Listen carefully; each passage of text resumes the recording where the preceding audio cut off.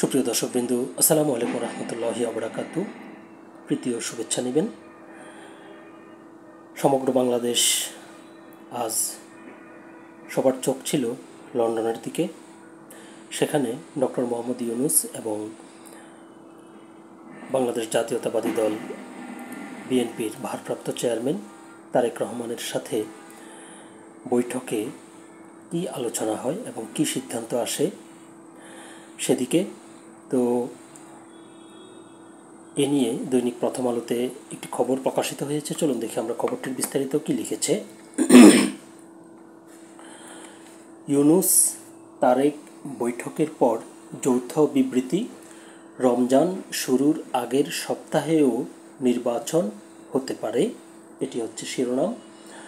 আর বিস্তারিত লিখেছে, বিএনপির ভাইস চেয়ারম্যান তারেক রহমানের সঙ্গে বৈঠকে অন্তর্বর্তী সরকারের প্রধান উপদেষ্টা অধ্যাপক মোহাম্মদ ইউনূস বলেছেন, সব প্রস্তুতি শেষ করা গেলে 2026 সালে পবিত্র রমজান মাস শুরু হওয়ার আগের সপ্তাহেও নির্বাচন আয়োজন করা যেতে পারে।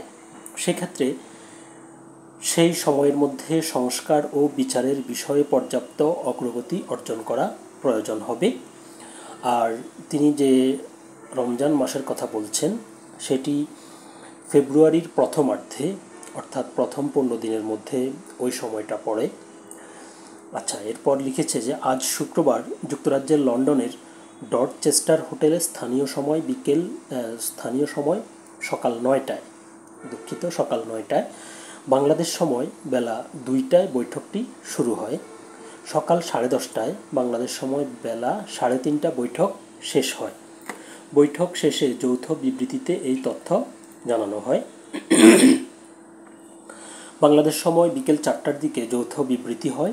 এতে ছিলেন জাতীয় নিরাপত্তা উপদেষ্টা খলিলুর রহমান, প্রধান উপদেষ্টার প্রেস সচিব শফিকুল আলম, বিএনপির স্থায়ী কমিটি আমির খসরু মাহমুদ চৌধুরী এবং হুমায়ুন কবির। যৌথ বিবৃতিতে আরও জানানো হয়, অত্যন্ত সৌহার্দ্যমূলক পরিবেশে অধ্যাপক ইউনূস ও তারেক রহমানের মধ্যে বৈঠক অনুষ্ঠিত হয়েছে। তারেক রহমান প্রধান উপদেষ্টার কাছে আগামী বছরের রমজানের আগে নির্বাচন আয়োজনের জন্য প্রস্তাব করেন। দলের চেয়ারপারসন খালেদা জিয়াও মনে করেন ওই সময় নির্বাচন অনুষ্ঠিত হলে ভালো হয়। প্রধান উপদেষ্টা বলেন যে তিনি আগামী বছরের এপ্রিলের প্রথমার্ধের মধ্যে নির্বাচন অনুষ্ঠানের ঘোষণা দিয়েছেন। সব প্রস্তুতি সম্পন্ন করা গেলে 2026 সালের রমজান শুরু হওয়ার আগের সপ্তাহেও নির্বাচন আয়োজন করা যেতে পারে। সেক্ষেত্রে সেই সময়ের মধ্যে সংস্কার ও বিচারের বিষয়ে পর্যাপ্ত অগ্রগতি অর্জন করা প্রয়োজন হবে।